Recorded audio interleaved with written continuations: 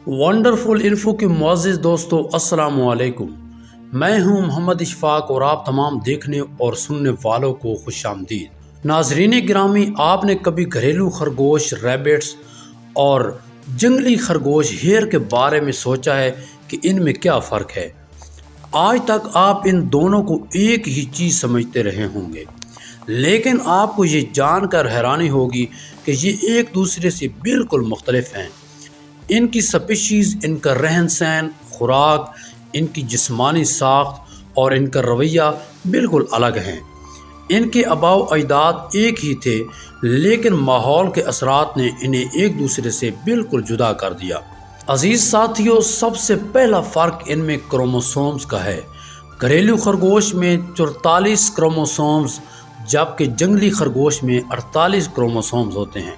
जंगली खरगोश तकरीबन पूरी दुनिया में पाए जाते हैं, लेकिन इन्हें घरों में नहीं पाला जाता। शायद ये घरों में ब्रीड नहीं करते होंगे या घरों से फरार हो जाते होंगे। पूरी दुनिया में इनकी 32 अक़साम हैं। इनकी रंगत सर्दियों में भूरी माइल सफ़ेद जबकि गर्मियों में भूरी माइल सुरमई हो जाती है। इनका रंग भूरा होता है जिस पर स्याह धब्बे होते हैं। इनकी पिछली टांगें और कान ज़्यादा लंबे होते हैं। साइज़ बड़ा और जिस्म ज़्यादा फुर्तीला होता है। ये निस्बतन सख्त किस्म का घास खाना पसंद करते हैं और ज़्यादातर रात के वक्त अपनी खुराक की तलाश में निकलते हैं।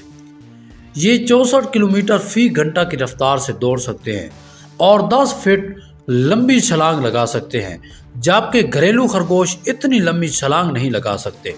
प्यारे दोस्तों, हैरत अंगेज़ बात यह है कि ये ज़मीन में बिल बनाकर बच्चे नहीं देते, बल्कि ज़मीन के ऊपर ही छोटा सा गड़ा बनाकर इसमें ही बच्चे देते हैं। जब इनके बच्चे पैदा होते हैं तो इनकी आंखें खुली हुई होती हैं और बच्चों के जिस्म पर पूरे बाल होते हैं।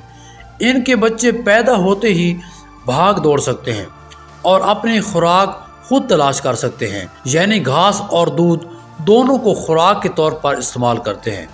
ये ख़तरे के वक्त भागकर जान बचाने को तरजीह देते हैं। ये अकेले या जोड़ों की सूरत में रहते हैं।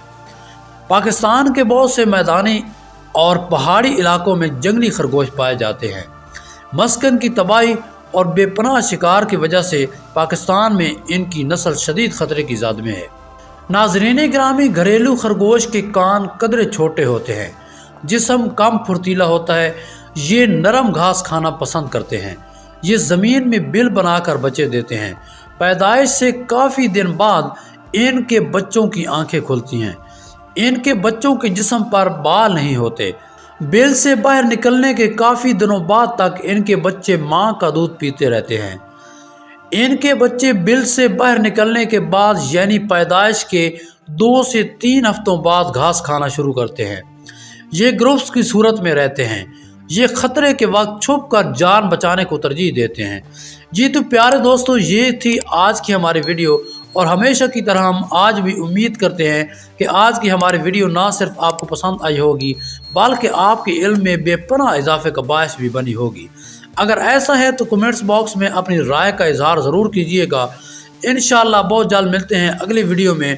तब तक के लिए अपना और अपने प्यारों का बहुत सारा ख्याल रखिएगा। अल्लाह निगहबान।